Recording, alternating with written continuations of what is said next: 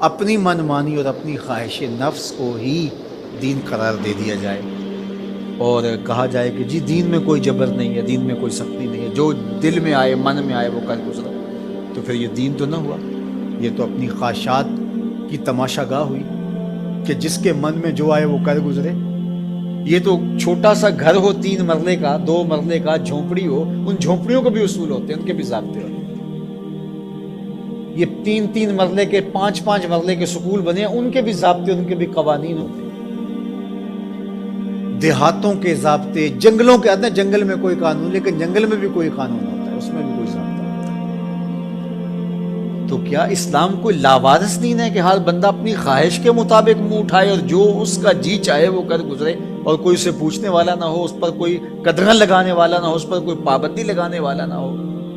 یہ کوئی لاوارث دین ہے؟ اس دین کی بنیادوں میں صحابہ اور اہل بیت کا خون ہے، خود رسالت مآب کا خون ہے اس کی بنیاد، تو یہ کوئی لاوارث دین نہیں ہے۔ تو یہ تشریح خود ساختہ ہے لا اکراہ فی الدین کا مفہوم، کہ دین میں جی کوئی جبر نہیں ہے۔ جبر سے یہاں مراد جو ہے وہ دین لانے میں کسی کو مجبور نہیں کیا جائے گا، باقی جب دین کوئی قبول کر چکا ہے تو پھر اس کے ضابطے، اس کے قوانین اس کو اختیار کرنے پڑیں گے۔ آپ 15 دن کے لیے وزٹ ویزے پہ کسی ملک میں جاتے ہیں اور آپ ان سے 100% اختلاف بھی رکھتے ہو، ان کے مخالفین میں آپ کا نام سر فہرست بھی آتا ہو، ان کے شہری نہیں ہیں آپ، لیکن 15 دن کے لیے آپ وہاں گئے تو وہاں لینڈ کرنے سے لے کر واپس آنے تک ان کے قوانین کے مطابق آپ پابند ہوں گے اپنی زندگی کو ڈھالنے کے۔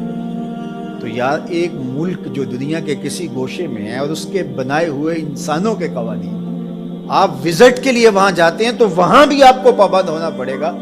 تو جس دین کو دل اور روح نے قبول کیا ہے اس کے ضابطے کیا قبول ہی نہیں کیے جائیں گے؟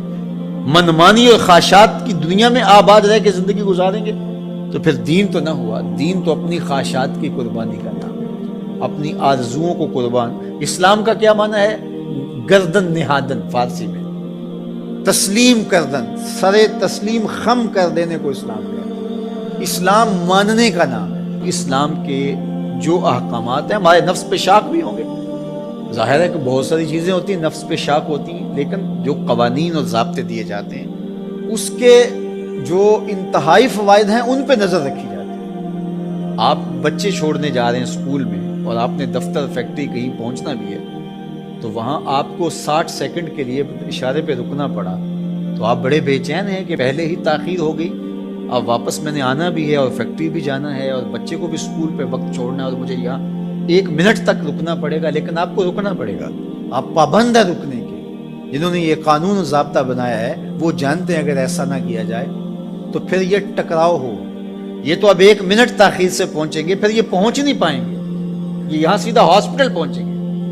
اس لیے انہوں نے قانون بنایا ہی اس لیے ہے تمہارے فائدے کے لیے۔ تو شاک تو ہے نفس کے اوپر، لیکن تمہاری زندگی کی حفاظت کا ضامن ہے یہ قانون۔ تو اسلام کے قوانین اگر سخت بھی تمہیں دکھائی دیں لیکن تمہاری دنیا کی بہتری اور آخرت کی بہتری کے ضامن ہے اسلام کے قوانین اور ضابطے۔ تو ان کے مطابق اپنے آپ کو ڈھال لینا ہی سربلندی اور سرفرازی ہے، اور جو اپنے آپ کو اس کے مطابق نہیں ڈھالتے تو وہ کبھی بھی اسلام کے ثمرات اور اسلام کے فیض و برکات سے کبھی بھی مالا مال نہیں ہو سکتے۔ تو ایک پہلو یہ ذہن میں رکھیے کہ اس کا یہ مفہوم کہ دین میں سختی نہیں ہے۔ باقی اس کا یہ مطلب ہی نہیں ہے کہ دین کو لوگوں تک پہنچانے کے لیے آپ کے اندر تڑپ ہی موجود نہ ہو کہ ٹھیک ہے اسلام ایک سچا دین ہے، جو مرضی قبول کر لے، جو مرضی نہ قبول کرے۔ یہ اختیار ضرور دیا گیا ہے، لیکن میری اور آپ کی یہ انتہائی کوشش ہونی چاہیے کہ جس سے ہم محبت کرتے ہیں اس کی ہدایت کے لیے کوشاں ہوں اور اس کو خوبصورت دلائل کے ذریعے سے دین کی طرف راغب کریں، اور یہ پیغمبروں کی زندگی تھی۔ ورنہ وہ بھی کتاب چوک میں رکھ دیتے، اس کو پڑھ لو، جس کا جی چاہے اسلام لے آؤ، جس کا جی چاہتا ہے اسلام نہ لائے، بات ختم ہوئی۔ یا ایک مرتبہ کسی مجمع میں اعلان کر دیتے کافی، لیکن ایسا نہیں ہوتا، انہوں نے اپنی زندگیاں لگا دی، لوگوں کے سخت رویوں کے باوجود اپنی زندگیاں لگا دی۔ تو ہماری تو یہ آرزو ہونی چاہیے پوری کائنات گیتی حضور کے گائے، ہماری یہ تمنا ہونی چاہیے، ہماری یہ آرزو ہونی چاہیے۔ تو میں تو خطبہ سے اپنے یہاں پڑھنے پڑھانے والے سب کو کہتا ہوں کہ اپنی دعوت کا جو پیرایا ہے اس کو ذرا وسیع کرو. آپ اس انداز سے دین کی بات کرو کہ تمہاری بات دنیا کے تمام طبقات کو قابل قبول. اور انشاءاللہ وہ وقت آئے گا, صحیح حدیث میں لکھا ہے, طے شدہ امر ہے کہ ایک وقت آئے گا کہ پوری دنیا کے اوپر جھنڈا صرف میرے حضور کا ہوگا. پوری دنیا کے اوپر ہم نہ دیکھ سکے تو ہماری نسلیں ضرور دیکھیں گی انشاءاللہ. اور وہ وقت آ کے رہے گا اور وہ شانیں ظہور پذیر ہوں گی اور گلی گلی حضور کے نام کا چراغاں ہوگا اور حضور کی عظمتوں کے پھریرے لہرائیں.